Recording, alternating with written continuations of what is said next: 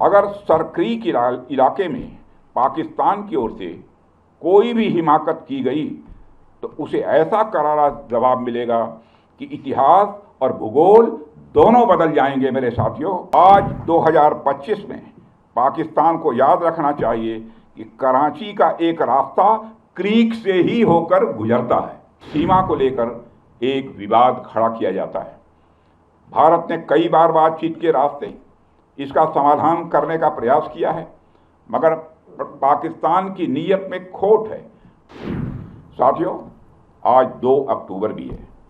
आज विजयदशमी के साथ साथ गांधी जयंती भी है। जब मैं मनोबल की बात कर रहा हूं तो स्वाभाविक रूप से हम सबका ध्यान महात्मा गांधी जी की ओर भी जाता है। वह तो अपने आप में मनोबल के एक ज्वलंत उदाहरण थे। उनके पास दुश्मन से लड़ने के लिए सिवाय मन की शक्ति के अतिरिक्त और कोई भी हथियार नहीं था। इसके बावजूद उन्होंने उस समय की सबसे शक्तिशाली साम्राज्य को घुटनों पर ला दिया था। फिर हमारे सैनिकों के पास तो शस्त्र भी है और मनोबल भी है, और हमारे सामने तो कोई चुनौती टिक ही नहीं सकती है। साथियों, ऑपरेशन सिंदूर के दौरान हमारी आर्म्ड फोर्सेस ने यह दिखा दिया कि भारत की संप्रभुता को चुनौती देने वाली ताकतें चाहे जहां कहीं भी छिपी हों, हम उन्हें ढूंढकर उनका खात्मा करने की शक्ति रखते हैं। दुनिया की कोई भी ताकत हो, यदि वह हमारी संप्रभुता को चुनौती देगी तो भारत चुप नहीं रहेगा।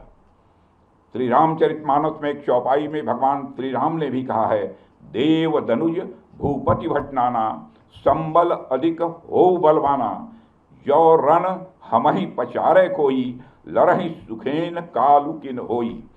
मतलब वो चाहे कोई भी हो, यदि रण में हमें ललकारे तो हम उससे सुखपूर्वक लड़ेंगे, चाहे वह काल ही क्यों न हो।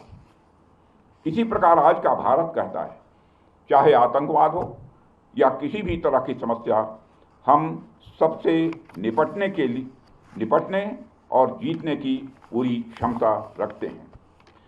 साथियों, ऑपरेशन सिंदूर के दौरान पाकिस्तान ने लेह से लेकर सरक्रीक के इस इलाके तक भारत के डिफेंस सिस्टम को भेजने की नाकाम कोशिश की।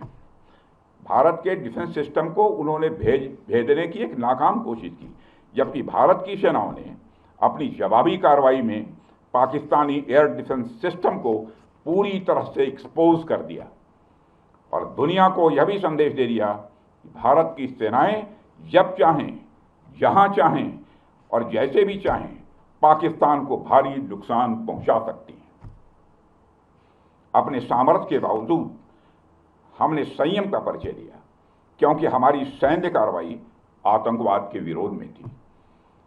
इसको एस्केलेट करके जंग छेड़ना ऑपरेशन सिंदूर का उद्देश्य कभी नहीं था। मुझे इस बात की खुशी है कि भारतीय सेनाओं ने ऑपरेशन सिंदूर के सभी मिलिट्री ऑब्जेक्टिव यानी सभी लक्ष्यों को सफलतापूर्वक प्राप्त करने में कामयाबी हासिल की है। मगर आतंकवाद के खिलाफ हमारी लड़ाई जारी है। साथियों, आज़ादी के 78 साल बीत जाने के बावजूद सरक्रीक इलाके में सीमा को लेकर एक विवाद खड़ा किया जाता है। भारत ने कई बार बातचीत के रास्ते इसका समाधान करने का प्रयास किया है, मगर पाकिस्तान की नीयत में खोट है। उसकी नीयत साफ नहीं है। जिस तरह से हाल में पाकिस्तान की फौज ने सरक्रीक के सटे इलाकों में अपना मिलिट्री इंफ्रास्ट्रक्चर बढ़ाया है, वह उसकी नीयत बताता है। साथियों, भारत की सीमाओं की रक्षा भारतीय सेनाएं और बॉर्डर सिक्योरिटी फोर्स मिलकर मुस्तैदी से कर रही हैं। अगर सरक्रीक इलाके में पाकिस्तान की ओर से कोई भी हिमाकत की गई तो उसे ऐसा करारा जवाब मिलेगा कि इतिहास और भूगोल दोनों बदल जाएंगे। मेरे साथियों, और 1965 की जंग में भारत की सेना ने लाहौर तक पहुंचने का सामर्थ्य भी दिखाया। आज 2025 में पाकिस्तान को याद रखना चाहिए कि कराची का एक रास्ता क्रीक से ही होकर गुजरता है। साथियों, आज जब हम यहाँ शस्त्र पूजा कर रहे हैं तो हमें माँ दुर्गा के उस स्वरूप को भी स्मरण करना चाहिए जब सभी देवताओं की शक्तियों का सम्मिलन हुआ और वह दिव्य शक्ति के रूप में प्रकट हुई। माँ दुर्गा इस बात की प्रतीक है कि जब विभिन्न शक्तियाँ एकजुट होती हैं तभी असुरों का संहार संभव हो पाता है।